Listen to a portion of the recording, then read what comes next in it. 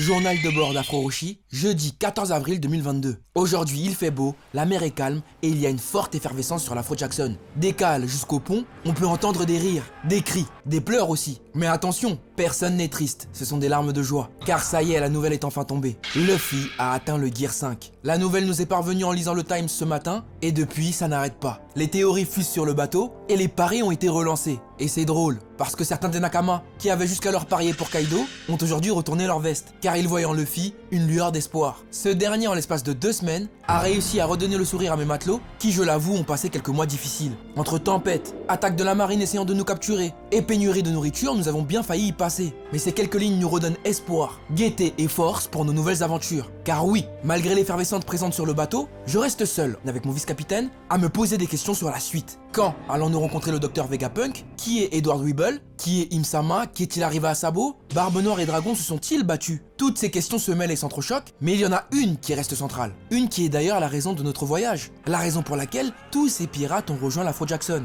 Oui, cette question qui nous taraude chaque jour, qui peut paraître simple mais complexe, qui est qu'est-ce que représente le One Piece? Ce mystérieux trésor que des pirates légendaires tels que Roger ou encore Newgate n'ont cessé de mentionner. Existe-t-il réellement? Ou était-ce juste un prétexte pour eux pour nous pousser à l'aventure? Nous pousser à lever l'ancre, à explorer, à découvrir? Et ce, jusqu'à obtenir la vérité sur le siècle manquant. Oui, tout cela, nous nous le demandons. Je regarde alors mon vice-capitaine dans les yeux et lui pose la question suivante. Mon frère, va-t-on y arriver? Toutes ces légendes, tous ces mythes, devons-nous y croire? La flotte se remplit de jour en jour et nous n'avons toujours pas d'éléments concrets qui nous permettraient de trouver la vérité. Et tôt ou tard, une mutinerie pourra en découler. Comment réagir lorsque cela arrivera? Hein? Dis-le-moi, mon frère.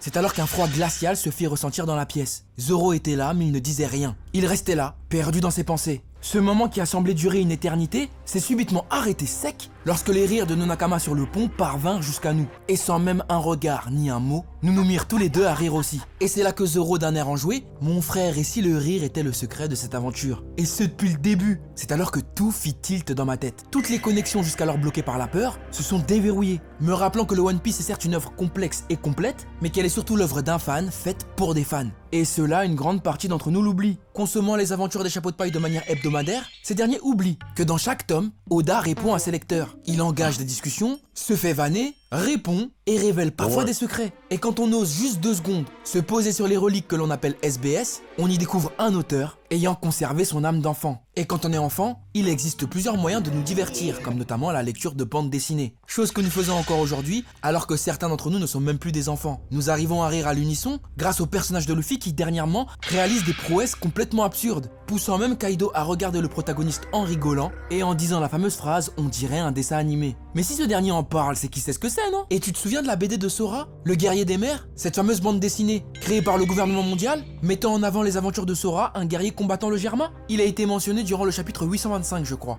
Donc les BD et les dessins animés existent dans One Piece. En même temps, quand on analyse des éléments tels que les dials ou les créations de Vegapunk, comment ne pas se dire qu'un dessin animé ne pourrait pas exister dans l'univers de One Piece? Et si on veut aller plus loin, souvenez-vous, même à Shabondi, il y avait des rétroprojecteurs géants, alimentés par des escargots comme d'habitude, qui ont permis à toute la population de suivre les retombées de la guerre au sommet. Et tout cela a dû être créé grâce à Vegapunk. Je vous rappelle quand même que ce drôle de bonhomme a créé des pacifistas, a reproduit un fruit du démon et a créé une arme capable de rivaliser avec les Shichibukai. Vous croyez vraiment que faire un simple dessin animé n'est pas possible dans One Piece? Bon, ok, d'accord. Le rire est présent dans One Piece. Les dimeurs en souriant, mais encore, quel événement important s'est déroulé et a provoqué un fou rire? En vrai, j'ai beau chercher, je ne trouve...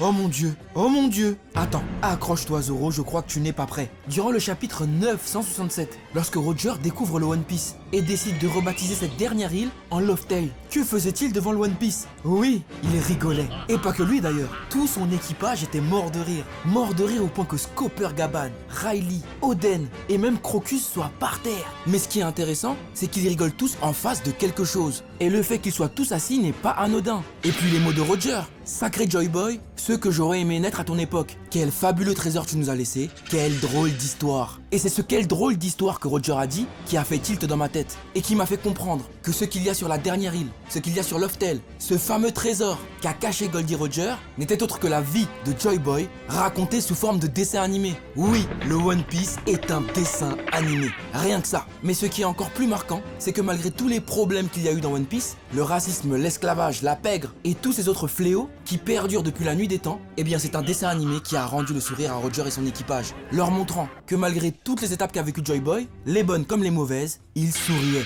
Et même malgré sa mort, son nom continuerait à perdurer à travers les âges, jusqu'à ce qu'il puisse se réincarner à travers notre héros, Monkey D. Luffy. Et c'est encore plus bizarre parce que dernièrement, on nous a présenté le réel fruit de Luffy, qui est le Ito Itonomi modèle Nika. Ce fruit est recherché depuis près de 800 ans par la marine, mais n'a toujours pas été trouvé. À chaque fois, il est parvenu à leur échapper. Et quand on sait qu'il s'agit d'une divinité nommée Nika le dieu soleil, et qu'il aurait appartenu à Joy Boy ayant vécu durant le siècle oublié, que ce fruit de par ses capacités est le fruit le plus ridicule qu'il soit. Et on l'a bien vu à travers Luffy, son fruit est capable de donner le sourire à n'importe qui. Oh mon dieu, cela voudrait dire que sur Loftel, ce que l'équipage de Roger a vu et a considéré comme étant le One Piece étaient les aventures d'un jeune homme joyeux, qui toute sa vie sous le bruit des tambours n'a cessé de redonner le sourire à tous ceux qu'il considérait comme étant ses nakama. Et si Luffy est bel et bien Joy Boy, vous l'avez vu, nous l'avons tous vu, son niveau de débilité est stratosphérique. Oui, tellement stratosphérique qu'il arrive à faire rire ses alliés et ses ennemis, nous rappelant des dessins animés de notre enfance tels que Tom et Jerry, The Mask, les Looney Tunes ou encore Space Jam. Et ce dernier était l'ami de Zunisha. Et cette dernière a été condamnée parce qu'elle avait commis un crime, qui est sans doute de ne pas avoir aidé Joy Boy il y a 800 ans. Et ce qui me fait penser ça est simple, les Kozuki et les Minks sont des alliés de longue date. Mais les Kozuki, cette famille légendaire de tailleurs de pierre, est à l'origine des poneglyphes, et sont donc au courant du siècle oublié, vu que logiquement, ce sont eux qui ont taillé ces stèles. Et pourquoi, comme par hasard, ces derniers vivent en autarcie et ont fermé leurs frontières, s'empêchant tout contact avec le monde extérieur, comme pour se punir eux-mêmes, tout comme un Kozuki a dû punir Zunisha. Et cela ferait un lien encore une fois avec Oden, qui avait pour ambition d'ouvrir les frontières du pays d'Ewa, permettant ainsi l'arrivée du nouveau Joy Boy. Oden savait que Momonosuke était la clé, que comme Roger, ce n'était pas lui qui pourrait communiquer avec Zunisha et lever la malédiction qui l'incombe. C'était son fils, Momonosuke, qui héritera de ce devoir. Ok, le One Piece serait donc un dessin animé drôle, mais pas que, représentant les aventures de Joy Boy à son époque. Ce mystérieux garçon joyeux, possédant un chapeau de paille, provoquant le sourire à chacune de ses apparitions et luttant contre l'oppresseur, le gouvernement mondial. Le One Piece existe bel et bien. Et comme Oda aime nous prendre à revers, il se peut juste que ce soit une histoire qui pourra inspirer les générations futures à partir à l'aventure et à rencontrer ce fameux garçon joyeux, ce fameux Joy Boy. Et c'est à ce moment précis qu'un de nos nakama nous proposa, avec le sourire aux lèvres, de venir célébrer avec eux la future victoire de Luffy. On savait à ce moment-là qu'on tenait quelque chose, et les craintes qui nous avaient assaillis avaient disparu. Nous pouvions enfin célébrer la nouvelle ère, car nous avions trouvé quelques pistes pour la suite de nos aventures. Et nous n'avions qu'une hâte, c'était de partager nos trouvailles avec nos nakama de l'Afro Jackson. Mais ça, ce sera pour une autre fois. En attendant, profitez, célébrez, vivez, mais surtout n'oubliez pas que la passion et les rêves sont comme le temps, et qu'ils sont infinis sur l'Afro Jackson.